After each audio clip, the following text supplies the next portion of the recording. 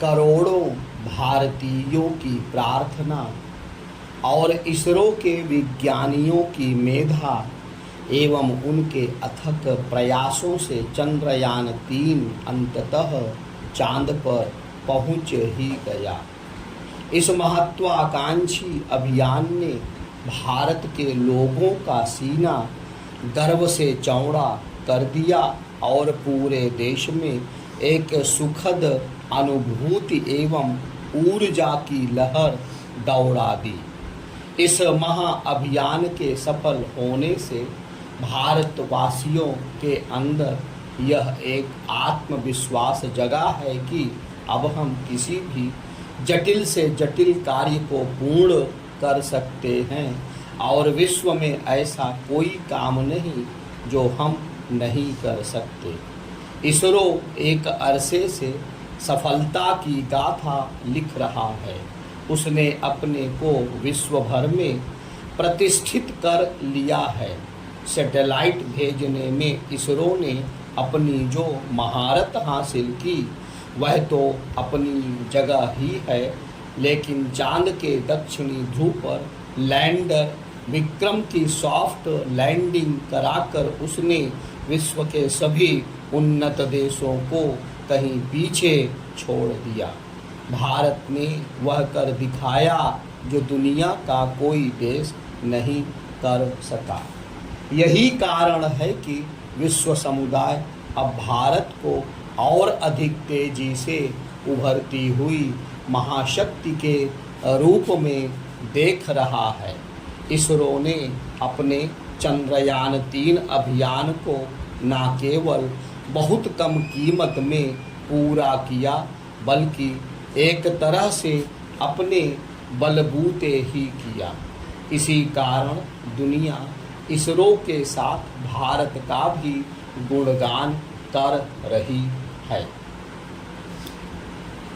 प्रधानमंत्री मोदी ने चंद्रयान-3 अभियान के सफल होने पर बधाई देते हुए यह सही कहा कि यह विकसित भारत का शंखनाद है और नए भारत का जय घोष है तथा इसरो की यह सफलता 140 करोड़ देशवासियों को उत्साह एवं उमंग प्रदान करने वाली है। प्रधानमंत्री ने यह भी ठीक ही कहा कि भारत की यह उड़ान चंद्रयान से भी आगे जाएगी और जल्द ही सूर्य के विस्तृत अध्ययन के लिए इसरो आदित्य L1 मिशन भी लॉन्च करेगा। इसके बाद सौरमंडल को परखने के लिए दूसरे अभियान भी शुरू किए जाएंगे। वास्तव में उस क्षण ने भारत में नई ऊर्जा, नए विश्वास और नई चेतना का संचार किया जिस क्षण चंद्रयान का लैंडर चंद्रमा की सतह पर उतरा।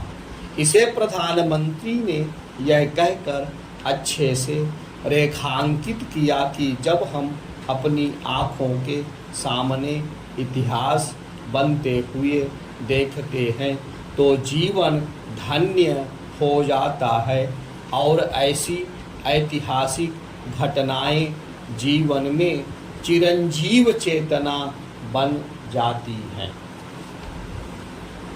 चंद्रयान-3 अभियान की सफलता से भारतीय विज्ञानियों में जो नई ऊर्जा का संचार हुआ है उससे अन्य अनेक लोगों और विशेष रूप से तकनीकी विशेषज्ञों और इंजीनियरों को भी प्रेरणा लेनी चाहिए। इसकी अनदेखी नहीं की जा सकती कि भारत के सामने कई ऐसी चुनौतियां हैं जो निम्न स्तरीय इंजीनियरिंग के कारण समस्याएं पैदा कर रही हैं। इन समस्याओं से पार पाने की आवश्यकता है। बात चाहे आधारभूत ढांचे के निर्माण की हो या शहरी एवं ग्रामीण क्षेत्रों में किए जाने वाले विकास कार्यों की, हर जगह सुधार जरूरी है। इसरो ने चंद्रयान-3 अभियान को सफल बनाने के लिए जिस दक्षता का परिचय दिया वह पूरी दुनिया के लिए मिसाल है। इस अभियान की बारीकियों में जाकर उसे सफल बनाने का जैसा काम किया गया वैसा अन्य क्षेत्रों में भी इसलिए किया जाना चाहिए क्योंकि कई बार निर्माण कार्यों की गुणवत्ता या फिर उनकी डिज़ाइन दोयम दर्जे की रहती है। चंद्रयान-3 की सफलता के पीछे चंद्रयान-2 की असफलता से लिए गए सबक भी हैं। 2019 में जब चंद्रयान-2 अपना अभियान पूरा नहीं कर पाया था तब देशवासियों को निराशा हुई थी। कुछ देशों के लोगों ने तो इसरो का मजाक उड़ाते हुए यहाँ तक कहा था कि भारत एक गरीब देश है और उसे पहले अपनी बुनियादी समस्याओं को दूर करना चाहिए। यह भी कहा गया था कि आखिर भारत चांद पर जाने का सपना ही क्यों देख रहा है। इसरो ने इन सभी आलोचकों के मुंह बंद कर दिए। इन आलोचकों को इस पर ध्यान देना चाहिए कि भारत एक ओर जहां गरीबी से पार पाने की हर संभव कोशिश कर रहा है वहीं विज्ञान एवं तकनीक के क्षेत्र में भी अपने कदम तेजी से बढ़ा रहा है। वास्तव में यही वह उपाय है जिससे वह आत्मनिर्भर बन सकता है। मोदी सरकार ने वर्तमान कालखंड को अमृत काल का नाम दिया है और यह संकल्प लिया है कि 2047 तक भारत को विकसित देश बनाना है। कुछ लोग यह सवाल कर सकते हैं कि आखिर चांद के दक्षिणी छोर पर पहुंचकर भारत ने क्या पाया। ऐसे लोगों को पता होना चाहिए कि आने वाले समय में चांद को लेकर की जाने वाली खोज मानवता की भलाई में सहायक होगी। चांद में ऐसे अनेक खनिज और रसायन हो सकते हैं जिनका दोहन करके समृद्धि की ओर बढ़ा जा सकता है। चांद को लेकर किए जाने वाले शोध यह बताने में भी सहायक होंगे कि सौरमंडल कैसे बना और विकसित हुआ।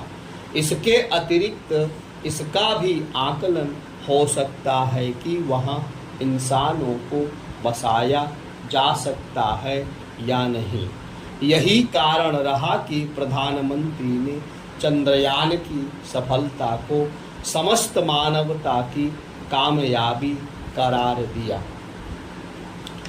इस समय जहां इसरो की सफलता का डंका बज रहा है वहीं भारत के रक्षा उद्योग के साथ सूचना एवं संचार तकनीक क्षेत्र भी आगे बढ़ रहे हैं। इसी तरह फार्मा क्षेत्र भी दुनिया में अपना नाम कमा रहा है। अब कोशिश यह होनी चाहिए कि भारत के सभी शोध अनुसंधान एवं निर्माण संस्थान अपने कार्यों में वैसी ही उत्कृष्टता हासिल करें जैसी इसरो ने अंतरिक्ष विज्ञान में प्राप्त कर ली है।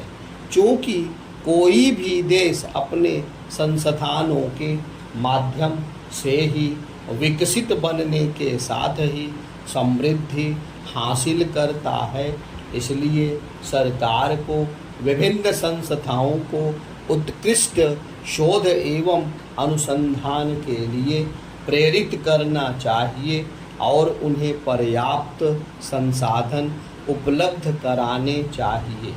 यह ठीक है कि मोदी सरकार इस दिशा में सक्रिय है, लेकिन देश के विभिन्न संस्थानों को विश्व स्तरीय तभी बनाया जा सकता है जब उन्हें धन के अभाव का सामना ना करना पड़े। भारत को एक विकसित देश बनने के लिए अभी एक लंबा सफ़र तय करना है। इस सफ़र को तभी आसान बनाकर नए भारत की नई कहानी लिखी जा सकती है जब हर क्षेत्र सफलता की वैसी ही गाथा लिखेगा जैसी इसरो ने लिखी और देश के साथ दुनिया को भी चमत्कृत कर दिया।